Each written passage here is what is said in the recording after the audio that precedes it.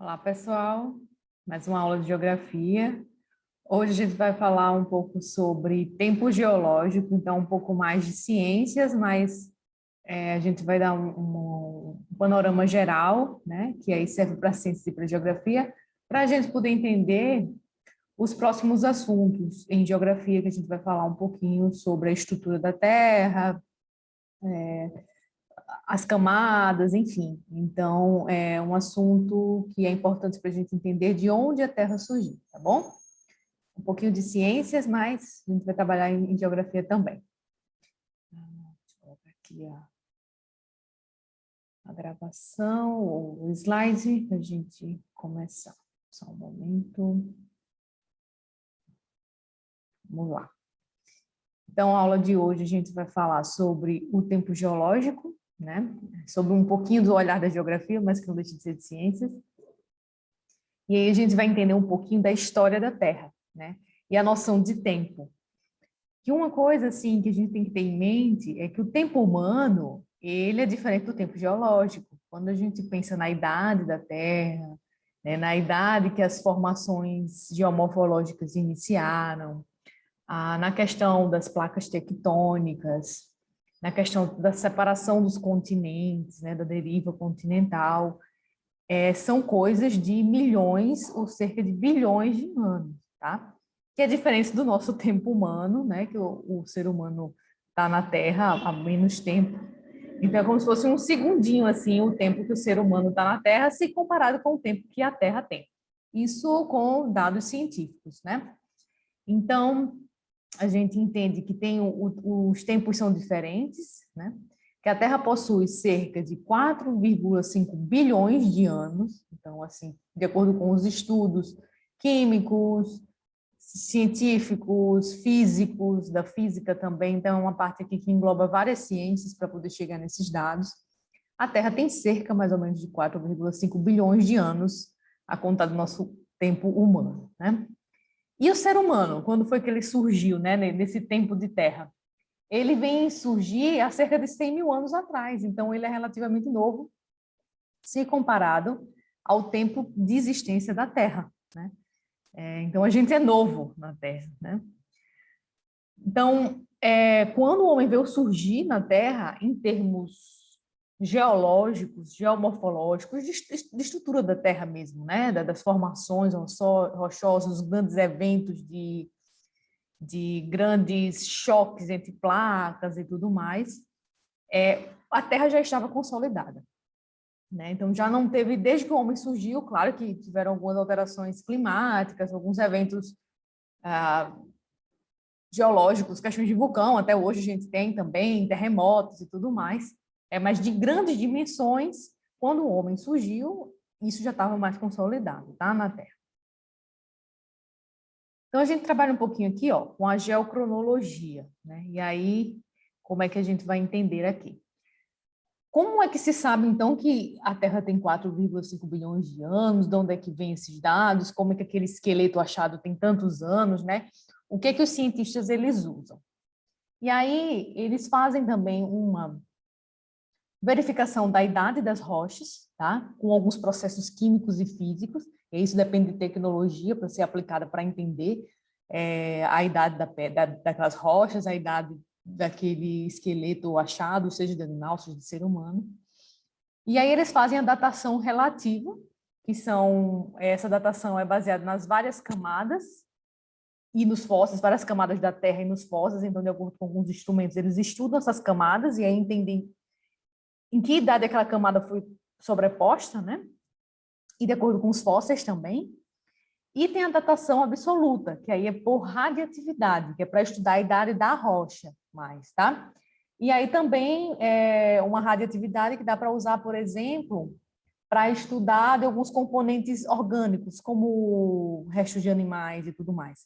E aí eles usam a radiatividade do carbono 14, que é o mais comum. Tem outros, mas o mais comum é o uso do estudo através do carbono 14 para identificar quantos anos aquele fóssil tem.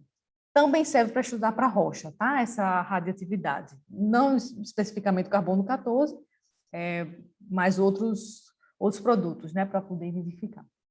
os elementos, na verdade. Então, assim, como é que dá, então, essa questão do carbono 14, né? Ele é muito usado pelo pessoal da paleontologia, né, para identificar aqueles fósseis. E aí, como é que acontece, então? Aqui a gente tem uma imagem, né, uma figura que tenta explicar um pouco como é que é isso. Então, como é que eles vão, através do carbono 14, identificar a idade daquele fóssil, daquela questão orgânica, daquele elemento orgânico?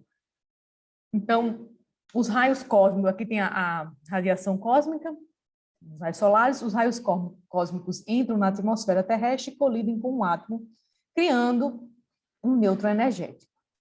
E aí, quando o nêutron colide com um átomo de nitrogênio 14, o átomo se transforma em um átomo de carbono 14. E aí tem todo o processo aqui para a árvore, a planta então vai absorver, né, a planta, a árvore, enfim, o dióxido de carbono e incorpora o carbono 14 através da fotossíntese.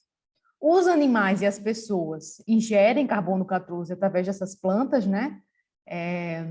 E aí, quando esses animais morrem, ou essas pessoas, né, daquele período, e vão ser enterrados, os ossos e a madeira perdem carbono 14, que se transforma em N14, através do decaimento beta. Esse aqui é um processo mais químico, não vou entrar em detalhes, que a gente está falando da geografia.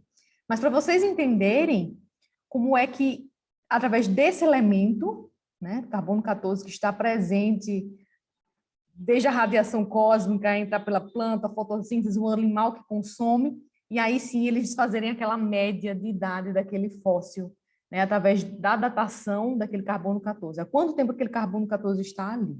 Tá? Então, isso foi fruto de muita tecnologia, de avanço, de pesquisa científica, para conseguir datar o que é achado na Terra. Tá? Isso é de muita importância para a nossa história, para a gente entender de onde a gente veio, o que aconteceu naquele período, né, as grandes catástrofes naturais, enfim.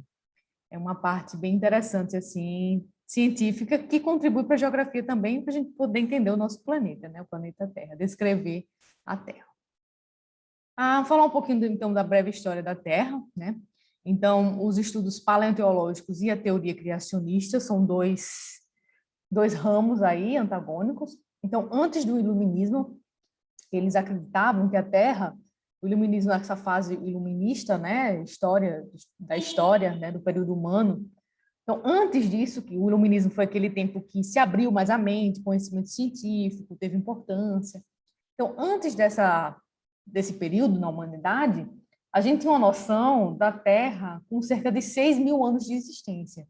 E aí, de onde é que veio isso, né? Principalmente os estudos bíblicos. Então, era muito baseado no que a igreja, na época, falava como verdade, né? Que era a partir daqueles escritos ali que descreviam a Terra, que a Terra surgiu naquele momento. Tá? E aí, com o desenvolvimento da ciência e dos estudos paleontológicos, dados mais realistas da idade da Terra começaram a aparecer. Então, a teoria criacionista, ela existe também até hoje, que ela está mais baseada nessa daqui, né, dos estudos da Bíblia e tudo mais. Então, a teoria criacionista, ela não aceita esse conhecimento da ciência. Só que a ciência, ela tem provas, através desses dados químicos, físicos, de que a Terra realmente tem mais tempo, não só esses 6.000 anos, tá? E aqui já finalizando um pouquinho, essa aula é mais curtinha, porque é mais para a ciência, né? Mas só para vocês não ficarem perdidos na geografia. A gente tem, então, as eras da Terra, né? Os períodos, né? E aí o início, né? E aí a gente tem, então, a era pré-cambriana. Essa aqui é bem mais da história, né? Não vou entrar em detalhes aqui, mas aí, ó, Cenozoica, Mesozoica, Paleozoica, Proterozoica, Arqueozoica, né? E aí vocês vão entender o que aconteceu em cada fase, né? Então, lá na pré-cambriana, tem a formação da Terra, origem das rochas e primeiras formas de relevo, ele que dá a datação de o início de quantos milhões de anos.